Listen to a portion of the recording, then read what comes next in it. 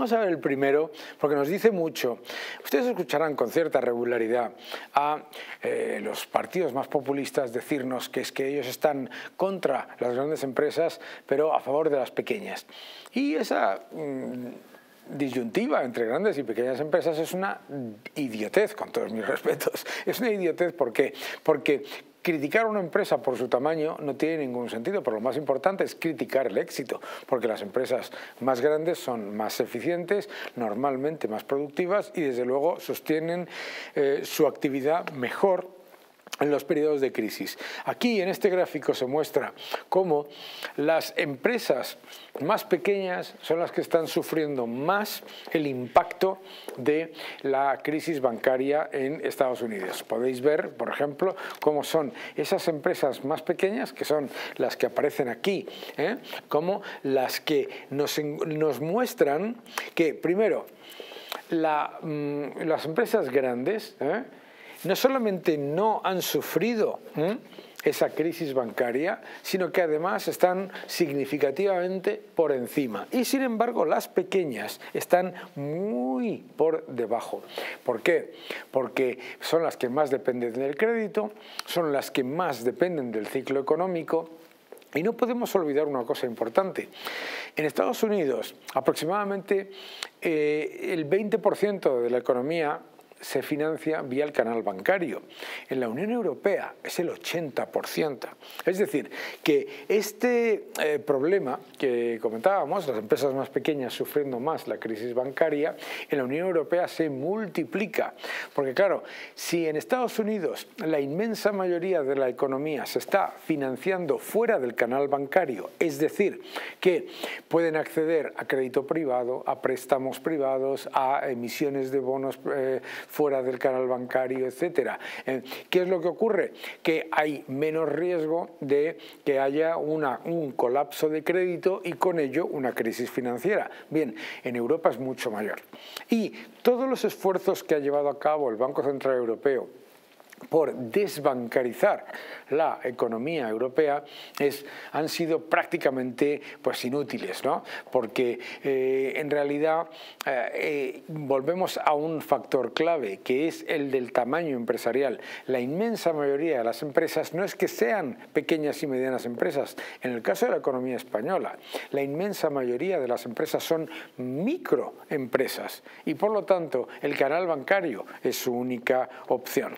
Es por eso clave que no se caiga en el error de pensar que los problemas del sector bancario en Estados Unidos son una anécdota que no tiene nada que ver con Europa, porque nos podemos llevar el susto que ocurrió entre el año 2011 y el año 2014, en el que lo que se refleja es que los problemas que ocurren en Estados Unidos se solucionan muy rápidamente y los europeos tardan muchos años, algunos dirían que todavía no nos hemos recuperado. Vamos al siguiente gráfico. En este gráfico lo que estamos mostrando es el efecto monetario en los precios de los alimentos.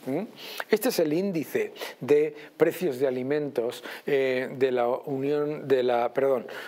Naciones Unidas.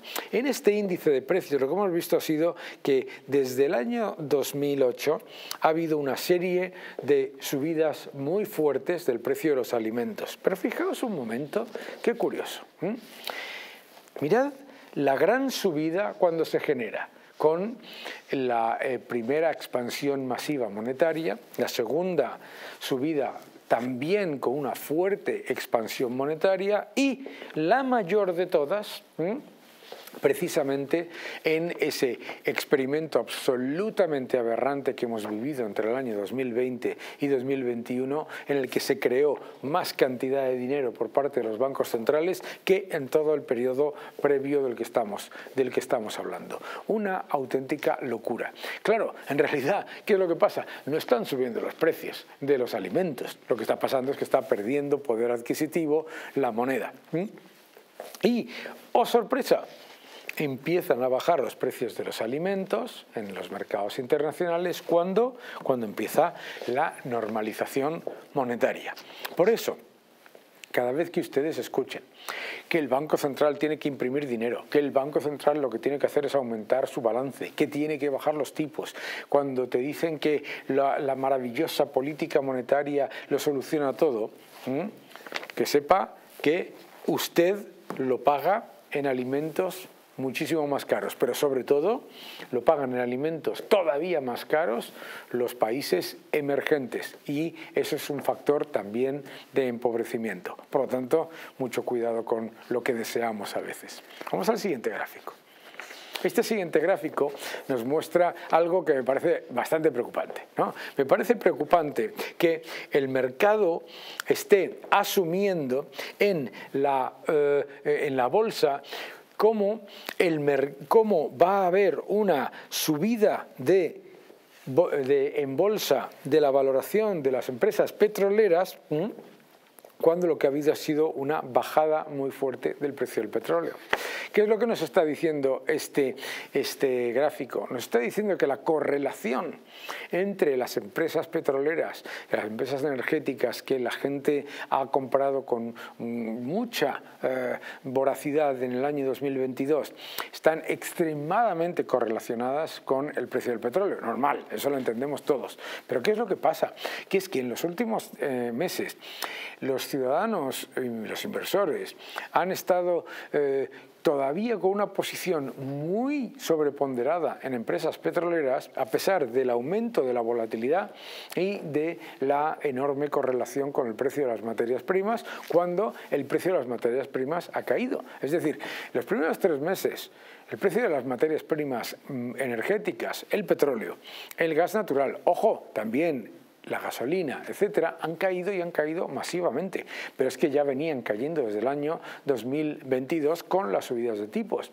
Y sin embargo, la percepción optimista sobre el sector petrolero se ha mantenido y creo que es un factor que hay que tener cuidado, porque el sector petrolero es extremadamente cíclico y tomar mucha exposición al ciclo tiene su riesgo. Por lo tanto, algo que vamos a monitorizar. Ojo, que de momento los resultados empresariales de las empresas petroleras no han sido muy malos, pero eso claramente puede tener un efecto en los próximos 12-14 meses.